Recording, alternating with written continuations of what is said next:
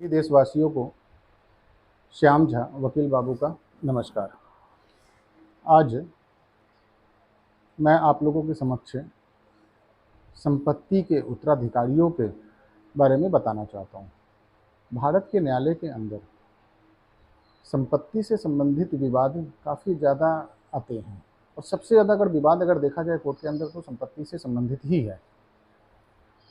मेरे इस वीडियो बनाने के पीछे का लक्ष्य यह है कि कानून की भाषा में जितनी जटिलताएं हैं उसको आम इंसान समझ नहीं पाता है, इसीलिए मैं कानून की भाषा को सरल भाषा में आम लोगों तक पहुंचा सकूं।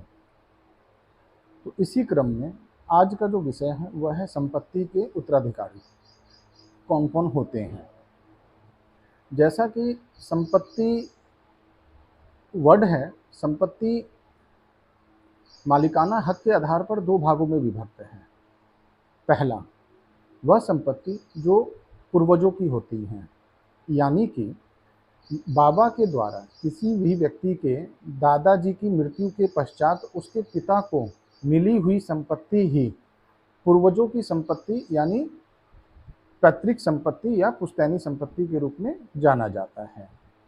दूसरी संपत्ति होती है खुद के द्वारा खरीदी हुई, यानी कि किसी भी व्यक्ति के द्वारा खुद खरीदी हुई संपत्ति जो होती है उसे स्व अर्जित संपत्ति के तहत हम लेते हैं।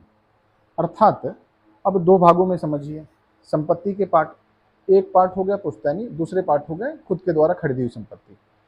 दोनों में जो अंतर है बेसिक, वह बेसिक अंतर मैं आपको मोटा मोटी समझा रहा हूँ।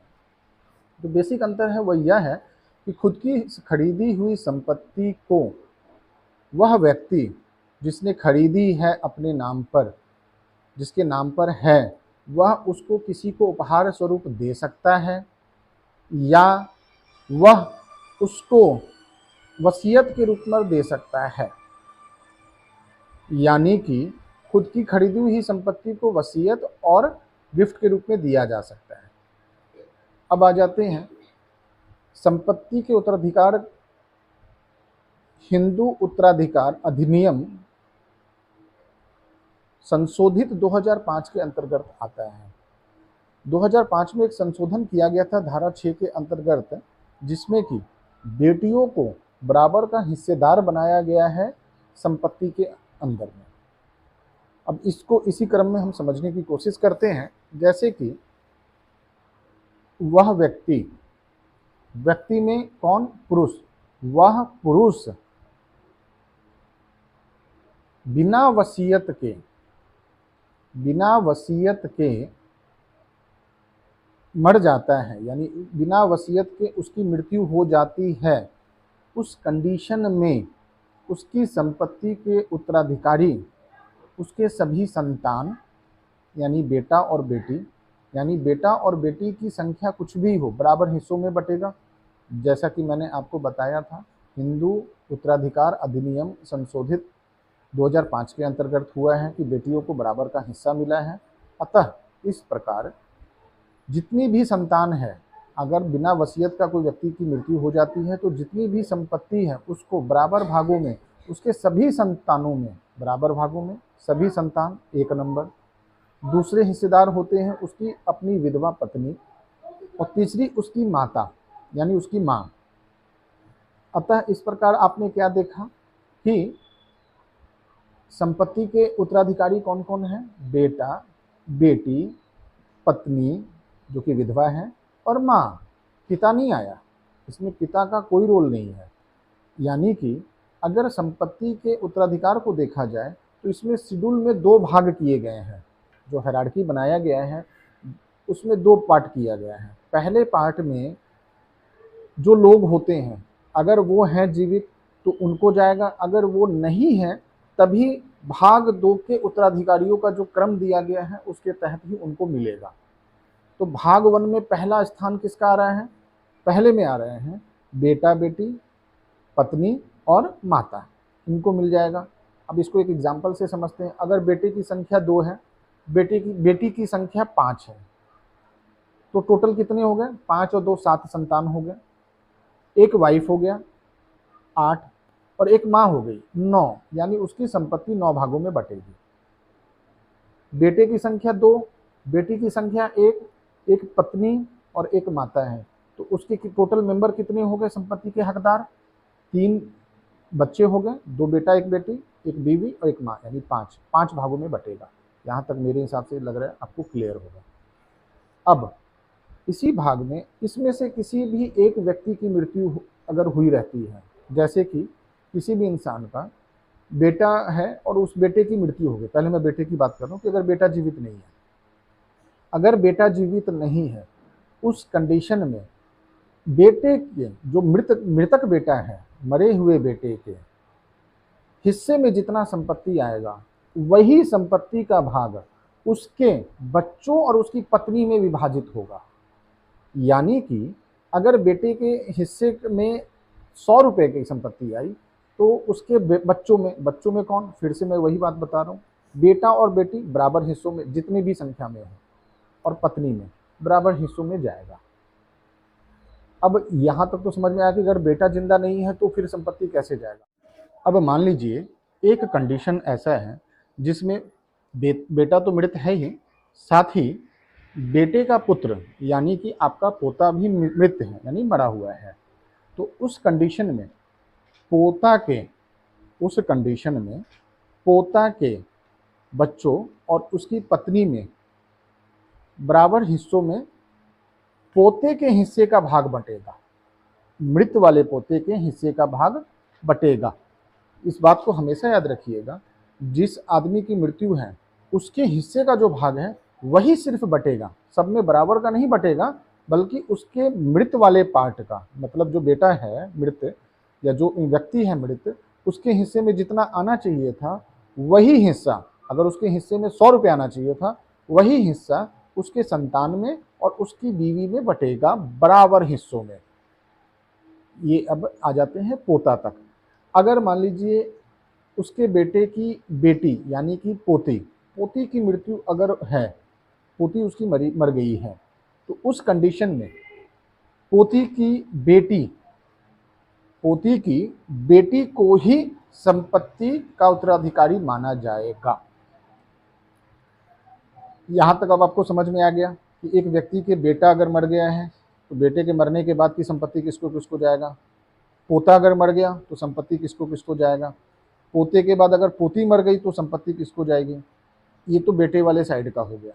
अब आते हैं कि अगर जो व्यक्ति मृत है बिना वसीयत का मर गया है तो उसकी संपत्ति में अब बेटी का एक हक था ना, तो बेटी वाले पार्ट में अगर बेटी मरी है, कोई एक बेटी या एक ही बेटी थी वो मर गई है, तो अगर बेटी मृत है उस कंडीशन में मृत बेटी के बेटे और बेटी को यानी कि नाती और नतनी को संपत्ति विभाजन होगा, वो उत्तराधिकारी माने जाएंगे। बेटा और बेटी यानी आपके नाती और नतनी ही उत्तराधिकारी होंगे। अब एक कंडीशन ऐसा है कि जब आपका नाती भी मर गया, मतलब बेटी तो मर ही गई थी, आपकी नाती भी मृत है, तो उस कंडीशन में नाती की बेटी को संपत्ति का उत्तराधिकारी माना जाएगा। क्लियर हो गया। बेटी अगर मर गई तो नाती नतनी को मिलेगा, अगर बेटी भी मरी है नाती भी मरा हुआ है तो नाती की बेटी को मिलेगा। दूसरा कंडीशन क्या आना है कि अगर बेटी भी मर गई है नतनी भी मर गई है, तो जिस तरह से नाती मरा है तो नाती के हिस्सा नाती की बेटी को मिला, उसी प्रकार अगर नतनी भी मरी हुई है या मर गई है तो नतनी का जो हिस्सा है, जो पार्ट है प्रॉपर्टी का, वह उसके बेटा और बेटी में बराबर भागों में बटेगा। यानी कि नतनी का जो भाग होगा, यानी आपकी बेटी भी नहीं है तो उस कंडीशन में बेटी के दोनों बच्चों में बराबर बटना है, उसके बाद नतनी भी नहीं है तो नतनी के दोनों बच्चों में बराबर बटेगा। यानी दोनों बच्चों मतलब कहने का अभिप्राय यह है बेटा और बेटी संख्या कुछ भी हो बराबर हिस्सों में बटना है। ये हो गए भाग 1। शेड्यूल के भाग 1 के ये वो मेंबर हैं जो मेंबर उत्तराधिकारी के तहत सर्वप्रथम आते हैं। अगर इन मेंबरों की संख्या नहीं है, अगर ये मेंबर में से कोई भी मेंबर अवेलेबल नहीं है, जीवित नहीं है, तब भाग दो एक्टिव हो जाता है, तब भाग दो लागू होता है। भाग दो में पहला मेंबर कौन है? भाग दो के जो पहले मेंबर हैं वह मेंबर हैं पिता, मृत व्यक्ति के पिता, जो कि बिना वसीयत से मरे हैं। अगर वो पिता में ही तब ट्रांसफर होगा। अगर इतने भाग वन के जो भी मेंबर अवेलेबल नहीं है, मर गए हैं, उसी कंडीशन में पिता को संपत्ति का उत्तराधिकारी माना जाएगा। अब अगर मान लीजिए पिता भी नहीं है भाग वन के, तो उस कंडीशन में आपके भाई और बहन उत्तराधिकारी बनते हैं। अगर भाई बहन भी नहीं है तो उस कंडीशन में आपका भतीजा, भतीजी, भांजा, भांजी, इन चारों रिश्तों में संख्या बल जो भी हो, मैं बार बार बता रहा हूँ, संख्या बल कोई भी हो, कितना भी हो, बराबर हिस्सों में बटेगा। यानी अगर आपका भाई बहन नहीं है तो उस कंडीशन में भतीजा, भतीजी, भांजा, भांजी सबको बराबर हिस्सों में संपत्ति का बंटवारा होगा, वो उत्तराधिकारी माने जाएंगे। अब अगर ये भी नहीं है तो उस कंडीशन में आपके दादा दादी उत्तराधिकारी होंगे। अगर दादा दादी भी नहीं है तब आपके चाचा और आपकी बुआ वो उत्तराधिकारी के रूप में आएंगे। अगर ये भी नहीं है तब आपके नाना नानी आएंगे। नाना नानी भी नहीं है तब आपके मामा और आपकी मौसी आएगी। संख्या बल कुछ भी हो, मैं बार बार बोल रहा हूँ, बराबर हिस्सों में बटेगा। अगर मामा और मौसी भी नहीं है तो आपके गोत्रज आएंगे, जो आपके गोत्र के लोग हैं। अगर गोत्रज भी नहीं है कोई भी तो उस कंडीशन में आपके बंधु लोग आएंगे। बंधु में कौन? बंधु में ममेरा भाई, फुफेरा भाई, मौसेरा भाई, ये आते हैं। अगर ये भी नहीं है तो फिर कोई भी संपत्ति बिना स्वामी का नहीं होता है, अतः उस संपत्ति का ट्रांसफर सरकार के पास हो जाएगा और उसका मालिकाना हक गवर्नमेंट का हो जाएगा, यानी सरकार की वो संपत्ति हो जाएगी। तो इस तरह से आपने ये देख लिया कि किसी भी व्यक्ति, यानी हिंदू व्यक्ति, क्योंकि हिंदू अधिनियम के तहत है तो हिंदू व्यक्ति है। हिंदू कौन कौन है ये भी मैं बता देता हूँ संक्षिप्त में। हिंदू वह है जो जन्म से हिंदू है, जैन है, बौद्ध है और सिख है। ये सारे हिंदू अधिनियम के अंतर्गत संपत्ति के बंटवारे में आते हैं, उत्तराधिकारी के तौर पर आते हैं। तो अब ये निष्कर्ष आपको मिल गया कि जो भी हिंदू पुरुष बिना वसीयत के उसकी अगर मृत्यु हो जाती है तो उसके वारिसों का, यानी उत्तराधिकारों का जो खंडन है, विभाजन है, वह दो भागों में किया गया है, भाग 1 और भाग 2, जो कि मैंने आपको बता दिया।